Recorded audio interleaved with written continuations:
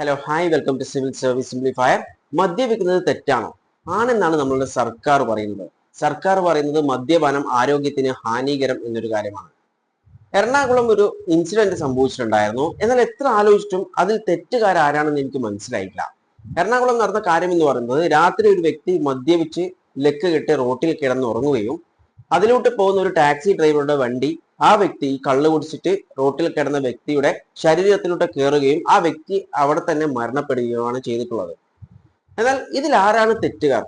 ആ മദ്യപിച്ചിട്ട് അവിടെ കിടന്ന വ്യക്തിയാണോ തെറ്റുകാരൻ, അതോ ഈ ടാക്സി ഡ്രൈവർ ആണോ? ടാക്സി ഡ്രൈവർ പറഞ്ഞിട്ടുള്ളത് രാത്രി ആയതുകൊണ്ട് കണ്ടില്ല എന്ന് പറഞ്ഞിട്ടുണ്ട്. അത് കാരണമായിട്ടാണ് ഈ വ്യക്തിയുടെ ശരീരത്തിൽ കയറ്റിയിട്ടുള്ളത് എന്നാണ് ഈ ഒരു ടാക്സി ഡ്രൈവർ പറഞ്ഞിട്ടുള്ളത്. ആ വ്യക്തിയാണോ ഇതിന് തെറ്റുകാരൻ, അതോ ഈ മദ്യപാനം പ്രോത്സാഹിപ്പിക്കുന്ന സർക്കാരാണോ ഇതിൽ തെറ്റുകാരൻ? ആരാണ് ഇതിൽ തെറ്റുകാരൻ? നിങ്ങൾക്ക് മനസ്സിലായിട്ടുണ്ടെങ്കിൽ ഒന്ന് കമന്റ് ചെയ്യുക. കാരണം ഈ വ്യക്തി, മരണപ്പെട്ട വ്യക്തിയുടെ സഹോദരൻ ഈ ഒരു ടാക്സി ഡ്രൈവർക്കെതിരെ കേസ് ഫയൽ ചെയ്തിട്ടുണ്ട്. ഇതൊക്കെ നടക്കുന്ന ഈ ഒരു സന്ദർഭത്തിലാണ് ബെഫ്കോന്റെ നോട്ടീസ് പുറത്തു വരുന്നത്. കാര്യം വേറെ ഒന്നുമല്ല, മദ്യം വിൽക്കുന്ന ഔട്ട്ലെറ്റിന്റെ ഒക്കെ സമയം എന്ന് പറയുന്നത് രാവിലെ 10 മണി മുതൽ രാത്രി 9 മണി വരെയാണ്.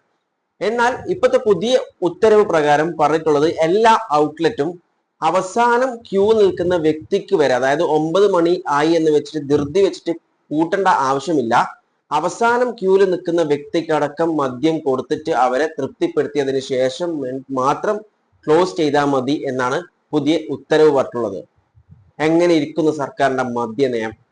ആ സർക്കാരിന്റെ കരുതൽ ആരും കാണാതെ പോകരുത്.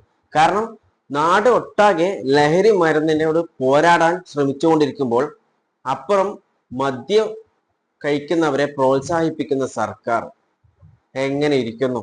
അപ്പോൾ യഥാർത്ഥത്തിൽ ഈ പ്രശ്നങ്ങൾക്കൊക്കെ കാരണക്കാരാരാണ്? ഇതിനെക്കുറിച്ച് നിങ്ങളുടെ അഭിപ്രായങ്ങൾ കോമെന്റ് ചെയ്യുക. വീഡിയോ ഇഷ്ടപ്പെട്ടിട്ടുണ്ടെങ്കിൽ ലൈക്ക് ചെയ്യുക. ഇൻഫോർമേറ്റീവ് ആയാൽ മറ്റുള്ളവരിലേക്ക് ഷെയർ ചെയ്യാൻ മറക്കല്ലേ.